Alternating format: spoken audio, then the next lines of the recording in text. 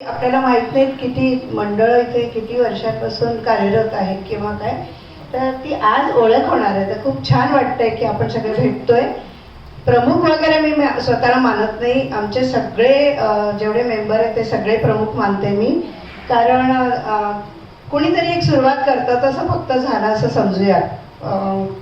Accidentally म्हणा किंवा कसंही म्हणा, सौभाग्यवश म्हणा कसंही. तर 2004 साली मी म्हणजे नवीन होते इथे, दिल्लीची आहे. ते आल्यानंतर खूप इथे कार्यक्रम वगैरे मी करत असते, माहिती झाल्यावर संस्कृत संगीत विषयक. पण ते वेगवेगळं होत होतं म्हणजे त्यावेळेला, म्हणजे प्रायव्हेट. पण खूप लोकांना असं वाटायचं की आपणही सहभागी व्हावं, म्हणजे माझ्याबरोबर किंवा एकंदरच आपण व्यासपीठावर कार्यक्रम द्यावा. खूप छान छान मुलुंडमध्ये कलाकार आहेत. तर सगळ्यांकडे वेगवेगळ्या, कारण 64 कला 14 विद्या सगळ्यांकडे काही ना काही असतंच. तर हे माझ्या ध्यानात आलं आणि मी म्हटलं की माझ्याकडे ज्या कला आहे ते मी प्रस्तुत करते, तसं इतरांकडे खूप काही आहे. तर मलाही आवडच आहे की बाबा सगळ्यांना एकत्र घेऊन पुढे जावं. तर हे काय मी मुद्दाम असं नाही केलं. आणि काही याच्यामध्ये मी आता चित्पावनमध्ये म्हणा, देशस्थमध्ये किंवा संस्कार भारतीमध्ये किंवा अजून 3-4 याच्यामध्ये मी होते कार्यरत, म्हणजे थोडी पदं वगैरे सुद्धा होती.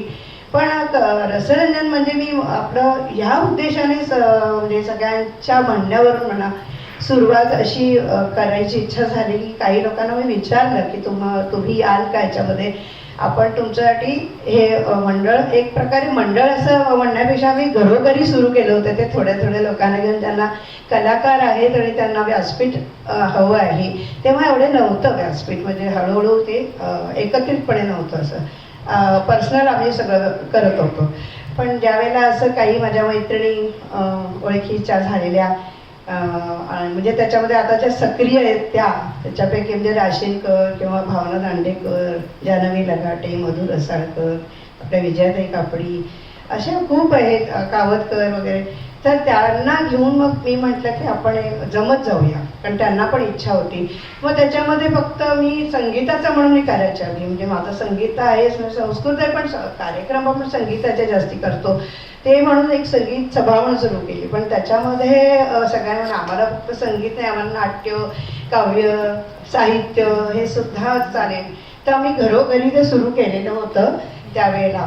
आणि मी म्हटलं मला काही म्हणजे पैसे वगैरे घेऊन करायचंच नाही आहे, असं काही नाही, आपण एक सामाजिक देणं लागतं अशा भावनेतून ते सुरू झालं.